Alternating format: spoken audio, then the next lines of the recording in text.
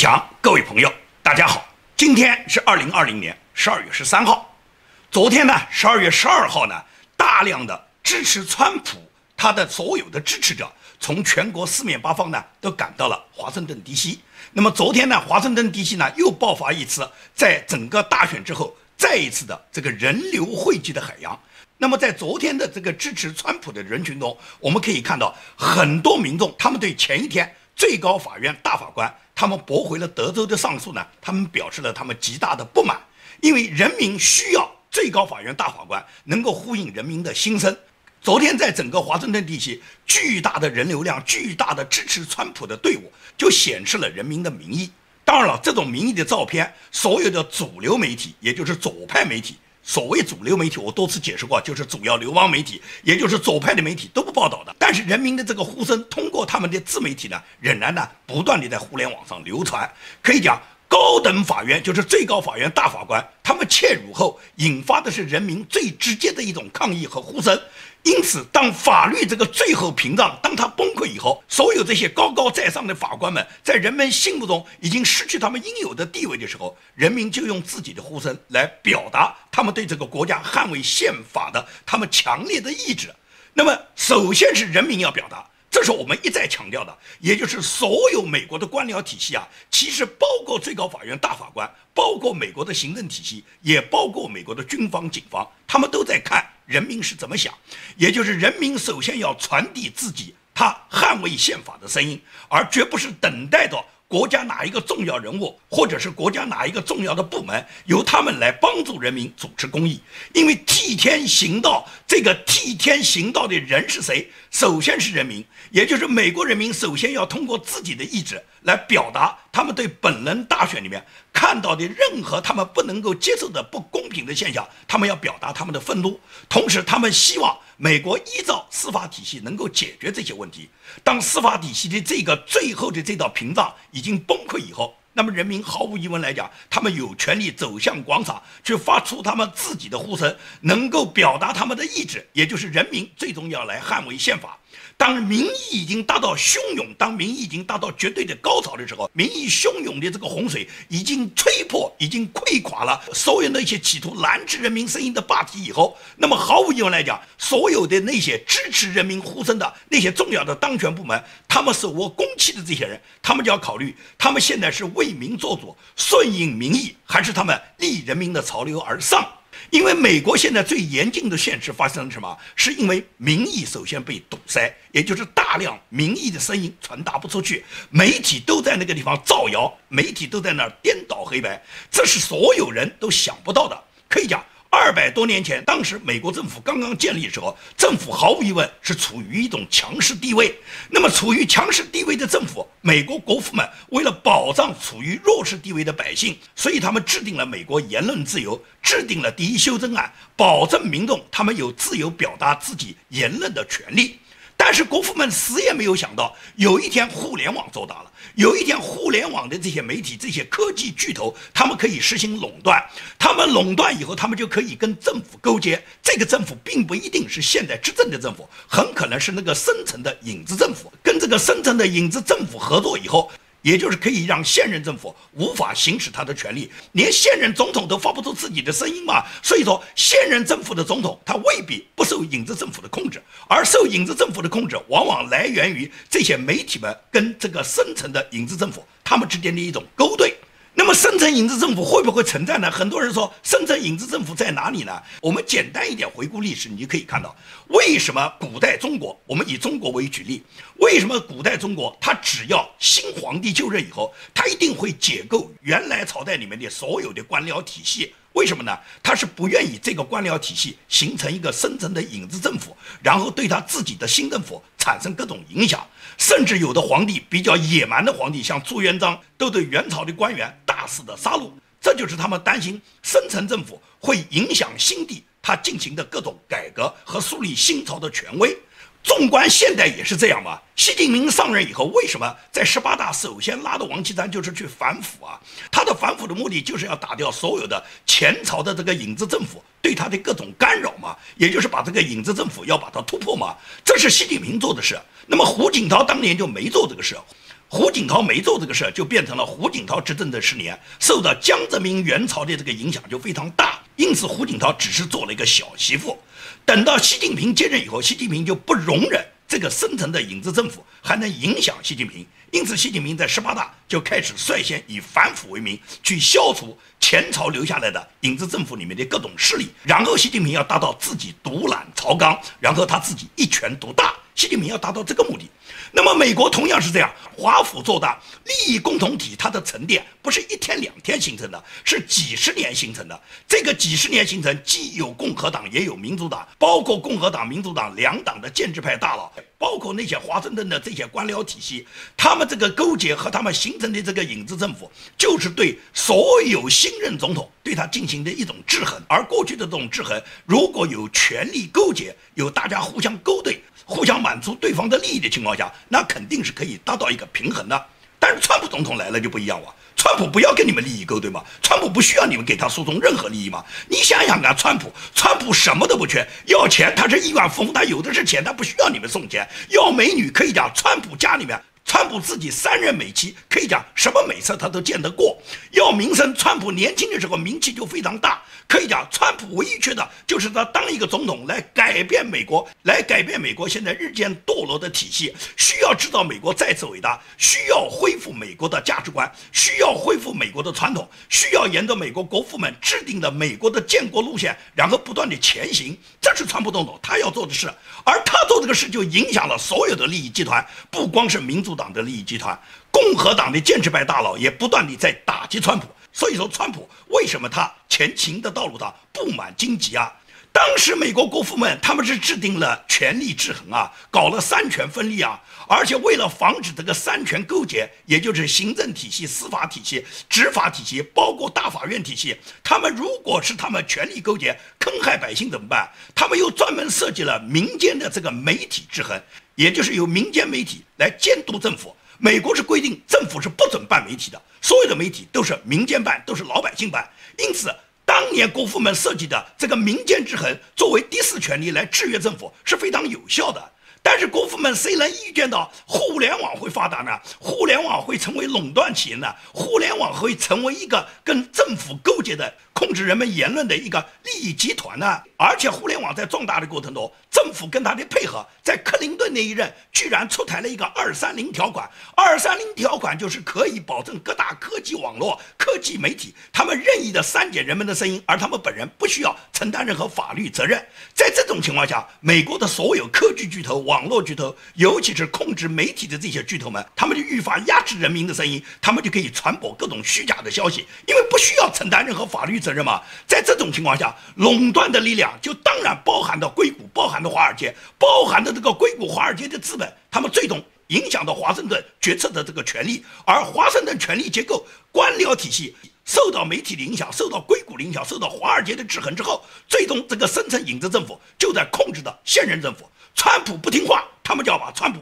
赶下台。这是开国元勋们死也想不到，互联网兴起以后，最终媒体会大到这种不可收拾的地步，媒体可以大到垄断的地步，媒体可以达到可以扼杀任何人声音的地步。当媒体可以垄断市场以后，他们就一定会成为所有的政治势力和那些大的财团的代理人。而且230条款的出现，就保护了这些科技媒体他们为所欲为的权利，同时他们不承担任何法律的责任。因此我们现在从美国的主流媒体上天天看到的都是造谣和颠倒是非的内容，这种造谣和颠倒是非的内容已经极大的干扰了美国人民正常的生活，而事实真相的很多报道根本就传达不出来。就像昨天在华盛顿地区，可以讲有几十万人走上街头，这种人民的洪流、人民的海洋，没有一家媒体去报，甚至有的媒体说只有几千个人到场。你看看这张图片所显示的是只有几千个人到场吗？美国已经迫在眉睫到了要到修宪的地步，也就是必须对第一修正案要进行补充和完善，而且要废除这个丑恶的230条，必须对所有制造谣言和颠倒是非的媒体对他们进行惩罚。科技网络的巨头，包括谷歌公司、推特公司、脸书，他们都没有权利可以享有法律之外的特权，他们必须要承担他们应该承担的责任，而且任何一个人都可以对他们的造谣、对他们的随意的煽帖、奉帖，把他们告上法庭。这是美国现在必须要做的一件事。当我们这样去讲的时候，很多反对川普的人，很多黑川的人，他们是不接受的，因为他们现在已经沉浸在所有造谣媒体里面给他们带来的快乐，他们反对一切真相，因此在互联网上的谩骂，包括在互联网上对我建明的嘲讽，可以讲每天都可以看到，什么动不动说什么美国人民要起义啦，川普要戒严啦，德州人民要独立啦，所有的这些反川人士看到这些话以后都惊呼不已，似乎支持川普的人都是大逆不道，都是要分裂国家，都是要起义，都是要搞暴动。讲这些话的人，他们认为所有支持川普的人都是不可饶恕的。你看到这种呼声是很高的，但是我就不知道，当那些黑名贵在大街上打砸抢烧的时候，当那些黑名贵在华盛顿、在西雅图建立所谓共产主义自治区的时候，当那些黑名贵推翻美国先贤的那些巨大雕像的时候，这些反川人士，你们惊呼过吗？你们对这种现象你们不反感吗？你们认为这种现象在美国存在是很合理的吗？对于言论的不宽容，对违法的行为自然会漠然视之。也就是说，当黑名贵在美国打砸抢烧，他们做出无数伤天害理的事时候，这些反川人士是看不见的。他们就是两个标准嘛。那么选择是非，我觉得是一个很简单的评判标准。你看，支持川普的，无论川普总统到哪里去演讲，无论支持川普的那些集会，在整个集会上面，所有的这些民众，他们手举的是美国国旗，他们高喊的是美国万岁，他们高唱的是美国国歌，他们呼唤的是美国再次伟大。但是支持拜登的那些人，支持民主党的那些人，都是烧毁美国国旗的，都是对美国国歌竖中指的。你觉得你应该支持谁呢？你支持的拜登难道就是要毁灭美国的吗？就是要烧掉美国国旗，对美国国歌竖中指的人？这些人是你追求的人吗？这就是你的人生吗？所以民主党为什么我们讲它是白表？因为它表面上做的是非常的政治正确，但是背后干的都是肮脏龌龊的事。加州的州长纽森就是不允许人们到餐馆里面就餐，而且连餐馆外面摆上的所有的这个餐厅的这些设施也不允许。那么纽森他不允许大家时候，他自己干什么呢？他照样进酒吧，他照样去寻欢作乐。为什么州长他不允许老百姓消费，他可以走进这些场所呢？这就是这些白人表他们背后的那些真实的面目。他的妹妹是在俄勒冈州当州长的，他妹妹跟中国大使在一起那种亲密交往的那个图片，你可以看到就像两口子一样。也就是说，所有的西海岸三州，也就是华盛顿州、俄勒冈州和加州，他们这几个州都是标准的民主党的州。这个州每个州的州长都讲得非常好听，但是他们做的事都非常肮脏。你可以看到这些人他们自己的表演，他们一边限制着人民可以正常的去教堂、去学校、去商场、去餐厅，但是他们自己可以去酒吧间，他们可以去吸大麻，他们可以允许12岁女生就性交合法化，他们可以把犯人全部放掉，他们可以让警察下岗，他们可以为所欲为做他们想做的一切事，然后他们还有那么多支持者。所以说我就不知道支持民主党的这些人，你愿意生活在这个环境中吗？你愿意把你的女儿12岁就跟别人性交以后，然后你认为是合法化吗？你愿意你全家都吸大麻，然后你可以心安理得的享受大麻反正是合法化了吗？你愿意你自己的$950以下的财物被人盗被人抢，然后连起诉的资格都没有吗？这就在加州啊，加州已经发生了啊。所以说你说加州能待吗？很多那些大媒体硅谷的那些大集团都是支持民主党的，但是他们一边支持民主党，一边用行动上他们背叛了民主党，他们都搬到德州去了啊！有18000家公司已经从加州搬到了德州，这些公司里面除了个别支持共和党的，有很多是一贯支持民主党的公司，比方马斯克哇，马斯克就是支持民主党的哇，马斯克的特斯拉现在就搬到德州了哇。当然也有坚持传统价值观的，像甲骨文公司，甲骨文公司现在也搬到了德州。这18000家里面的大公司里面搬走的有哪些？除了甲骨文公司、特斯拉公司，还有惠普公司，还有 AT&T 电信公司，还有麦克森北美最大的医药集团医药管理公司。这都是美国顶尖的社会、顶尖的大公司，他们为什么都要从兰州搬到红州去啊？为什么搬到德州去啊？为什么不坚守加州啊？为什么不搬到纽约去啊？不搬到这个民主党领导的这几个大本营去啊？纽约州的州长把纽约这个犯罪率从他接任的时候几乎是0时候，现在上升到了300%。就这样的人要被拜登要把他提名为美国的司法部长，他担任了美国的司法部长，那么全国都像纽约一样，所有的犯罪率都从0上升到300%，你觉得这还是美国吗？这个国家你还能待得下去吗？所以形势如此严峻，美国本轮大选就决定了美国2条路线、2条制度，美国何去何从？在这么关键的时候，你不觉得作为人民中的一员，你应该站出来捍卫宪法，捍卫美国人民的自由吗？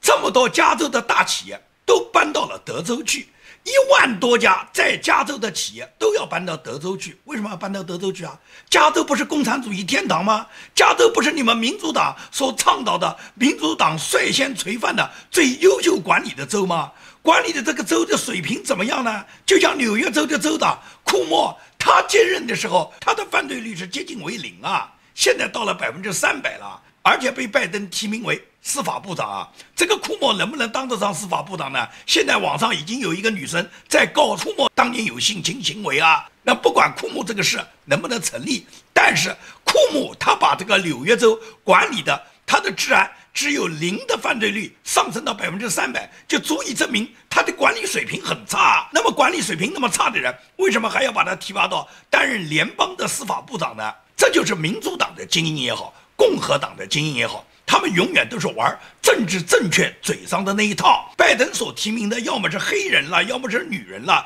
要么是同性恋了，要么就是像这种库莫把纽约州治理的一塌糊涂的人，反而要把他提拔到美国的司法部长。这些人只要考虑政治正确就行了，也就是拜登提名只要考虑政治正确就行了。至于品德和能力，拜登自己就没有品德能力，他要考虑什么？你的品德能力，把美国折腾毁了，这就是他们的品德能力，他们只需要这样的人。所以说华府的堕落，它不是简简单单的堕落，是几十年，是中美建交以后几十年来中共渗透以后，大量的金钱收买了美国的这些政客。你不要以为这些白人他们是不受贿赂的，他们只是在他们的国家受他们的制度的制约，他们不敢接受贿赂，任何金钱贿赂、性贿赂，在美国一旦你染上，可能你就会身败名裂。但是他们赶到中国去接受啊，他们在中国接受性贿赂，在中国接受大把的金钱，没有法律能惩处他们，中国的法律是不管他们的，只要中国政府帮他们保密，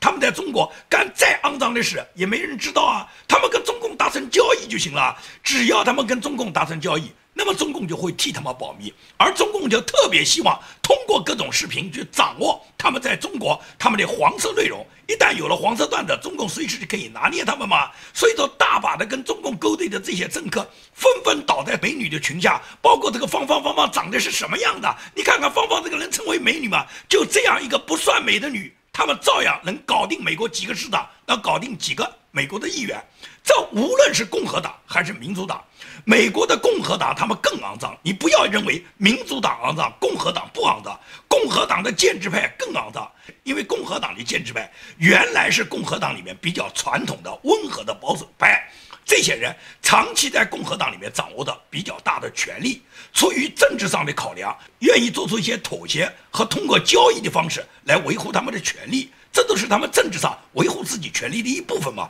因为简单一点来说，这些政治精英其实就是政治上的老油条，永远会说那些正确的废话，但是基本上不干事儿，因为他们本身就是既得利益的一员嘛。无论是共和党还是民主党，这些精英都有一些共同点，他们的共同点就是看上去他们非常有能力、有阅历、有资本，而且呢学历都很高，并且这些人往往他们本人都是同学啦、校友啦，整个关系网错综复杂，普通老百姓你是根本达不到他们那个层次的。所以说很多人包括奥巴马嘛，奥巴马在当年他还在执政的时候，他就有一次在白宫的一次晚宴上面当场羞辱川普嘛，认为川普你一个包工头，你连个村长都没干过，你来竞选什么？所以说他看不起川普，而川普就在那一天就下了决心，他要出来竞选。那么川普出来竞选的时候，华盛顿的政治大佬们没有一个人看得起他，不论是民主党的精英还是共和党的建制派啊，他们认为川普连个村长都没当过，就是一个包工头，就是一暴发户，一个土豪，你凭什么来竞争总统啊？没有人把他当回事，他们把川普就当作政治上的一个小丑，他们根本没有想到人民在支持着川普，最终川普在2016年就被人民选举为美利坚的总统了。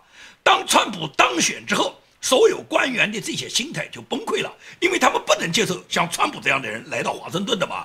当川普来到华盛顿的时候，各种政治势力就在打击他，无论是民主党的政治势力，还是共和党的政治势力，他们企图让川普接受他们那个政治正确的那一套，按照华盛顿官僚体系的那一套来做事情。但川普根本就不按他们的道路出牌，所有执政的这几年，川普基本上就按照自己的意志来行使的他总统的权利的，打破了很多所谓政治正确的这个枷锁。那在这种情况下，无论是民主党还是共和党都容不了川普啊。因此，川普的身边，哪怕是他自己亲自任命的，包括我们看到的这3个背叛他的大法官，包括川普任命的什么司法部长巴尔了，什么联邦调查局局长克里斯托弗雷了，包括中情局那个女局长了，这些人都是背叛川普的。他们背叛川普，他们就是想把川普挤出白宫吧。因此，过去我们一直认为最高法院大法官总要遵守美国的宪法吧。尤其是川普总统亲自提名的3个保守派大法官，在本人上诉过程中，他们会维护美国国家的法律的，他们会捍卫美国宪法法治的。但是实际情况你看到了吗？川普总统任命的3个大法官，恰恰好是背叛了川普总统的。所以说，最终这个7-2的判决下来以后，你就知道要靠最高大法官来恪守美国的司法体系，已经完全不存在了。因此，我在昨天的节目里面提到，美国完全有可能在能够有足够的情报显示，由外国对美国大选进行了干预，对美国的大选进行了颠覆性的安排以后，川普总统完全可以通过军事法庭来进行对外面的审判，这个不需要经过最高大法庭。马上就有人来质疑我，是不是？难道说军事法庭高于最高大法庭吗？什么叫最高大法院？我不知道这些人有没有知识，是究竟没有知识，还是没有常识？军事法庭是干什么的？抓捕国内外间谍，抓捕美国的叛国者，需要高级法院去裁定吗？需要最高大法院去裁定吗？只要军事法庭能够有立案，那么完全就可以采取，因为抓捕国内外间谍，抓捕美国的那些叛国者，这只需要总统下令，军事法庭审判行了，不需要最高大法院，跟最高大法院维不维护宪法没有什么太多的关系。所以川普总统完全可以依据宪法赋予他总统的职权，对那些叛国者，对那些国内外勾结的各种间谍进行抓捕，进行审判，这是美国军事法庭必然会承担的一个任务。这么简单的道理，你难道不明白吗？所以跟我去讨论什么最高法院大还是军事法庭大，这种一点没有意义的，这个完全不是对比的一个条件。这是指川普总统在行使总统权力，在涉及到境内外对美国进行干涉颠覆的时候，运用他的权力对那些国内外的间谍和叛国者，对他们直接进行抓捕的一个问题。你像中共对美国渗透到什么地步？根据台湾自由时报的报道，也就是中国共产党有195万名注册的党员名单，在加密的聊天应用程序这个电报里面被泄露以后，然后异议人士把这份名单送到了对华政策跨国议会联盟，由这个跨国议会联盟他的数据分析师评估了资料以后，最后把名单转送给几个媒体，其中英国的《星期日邮报》他就辨认出中共党员已经入侵英国驻上海总领事馆、各大银行、各制药公司，包括航空巨头的波音公司，已经中国共产党员全部渗透到这些国际组织里面去。也就是中共对全球的渗透，它不仅仅是在美国、在英国、在欧盟国家，也包括所有的外国在中国开办的国际联络公司和国际办事处，在这个里面都是中共党员啊。也就是中共党员在这个里面执行到共产党的任务，执行什么任务啊？就是颠覆全世界啊，就是把全世界染红吧，就是颠覆美国啊，就是最终让全世界所有人民都像中国人民一样，像中国那14亿被共产党阉割的韭菜一样，变成共产党的奴隶啊！共产党要干什么？要把红旗插遍全球，插遍全球干什么啊？就是奴役全世界，就是新纳粹啊！这么简单的道理你还不懂吗？所以说你支持中共，你就会支持中共搞垮美国的政策，支持中共把美国演变为安提法，演变为黑名给，演变为打砸抢烧，演变为一个美国整个溃烂的国家。那么如果你支持拜登，你就等着拜登跟中共勾兑，拜登把美国卖给中国。好，今天的节目就跟大家说到这里，谢谢大家。